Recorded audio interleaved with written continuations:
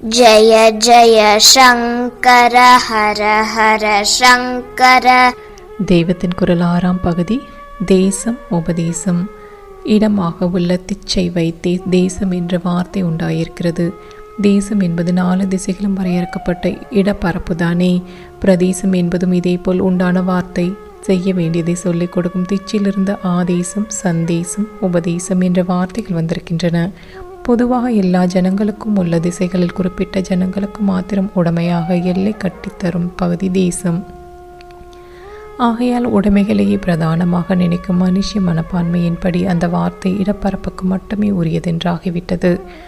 வினை சொல்லாகவும் நல்வினையில் ஒருவரை செலுத்தும் உத்தரவாகவும் உள்ள திச்சிலிருந்த தேசம் என்று இன்னொரு வார்த்தையை கொண்டு வராமல் தேசத்திற்கு ஆ சம் உப என்று அடை போட்டு ஆதேசம், சந்தேசம், உபதேசம் என்ற வார்த்தைகளையே கொண்டு வந்திருக்கிறார்கள். ஆதேசம் என்றால் அதிகாரப்பூர்வமான உத்தரவு. தெய்வ கட்டளையாக வெளிப்படவோ மனசுக்குள்ளேயோ ஒன்று தோன்றுவதை கூட ஆதேசம் என்றே சொல்வது.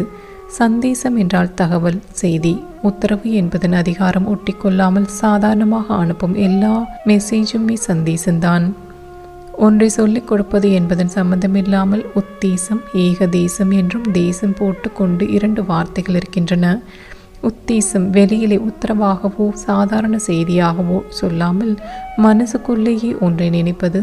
நிச்சயமாக தெரியாததை ஒரு குறிப்பாக அனுமானித்து சொல்லும் போதும் எத்தனை என்று சரியாக தெரியாது.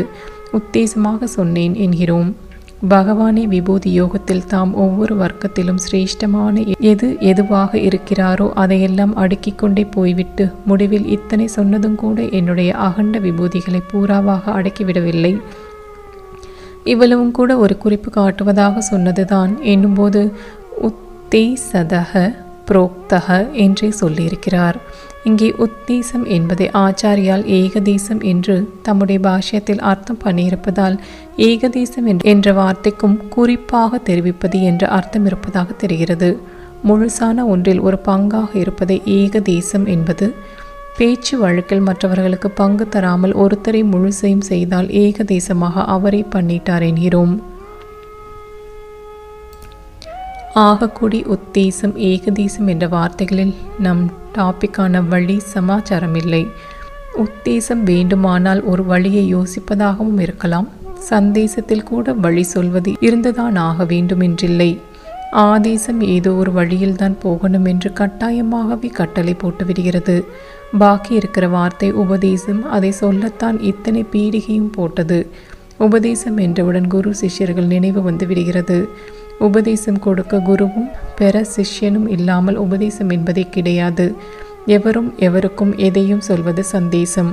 கேட்பவனுக்கு நல்லதோ இல்லையோ அவன் கேட்டுதான் ஆக வேண்டும் என்று ராஜா மாதிரி உயர்ந்த ஸ்தானத்தில் இருப்பவன் பிரஜை மாதிரி கீழ் ஸ்தானத்தில் இருப்பவனுக்கு சொல்வது ஆதேசம். கேட்பவனின் நல்லதற்காகவே குரு என்பவர் சிஷ்யனுக்கு சொல்வது உபதேசம். ஸ்தானத்தில் ராஜாவுக்கும் பிரஜைக்கும் இருப்பதை விடவும் குரு சிஷ்யர்களுக்கு இடையில் ஏற்றத்தாழ்வு ஜாஸ்தி. குரு என்பவர் ஈஸ்வரன் ஸ்தானத்திலேயே வைக்கப்பட்டிருப்பவர். ஒரு பிரஜை ராஜாவுக்கு கட்டுப்பட்டிருப்பதை விடவும் சிஷ்யன் குருவிடம் அடங்கி கட்டுப்பட்டிருக்க வேண்டியவன். ஆனாலும் ஆதேசம் என்பதன் கண்டிப்பு இல்லாமல் குரு செய்வதற்கு உபதேசம் என்று மாதுரியத்தை, பிரேமையை, மதுரம் மதுரம் என்றால் தேனும் சர்க்கரையும் தானா மதுரம்? எல்லாவற்றையும் விட மதுரம் பிரேமைதான். அப்படிப்பட்ட பிரேமையை தெரிவிப்பதாக பெயர் கொடுத்திருக்கிறது. ஜெய ஜெய சங்கர ஹர ஹர சங்கர.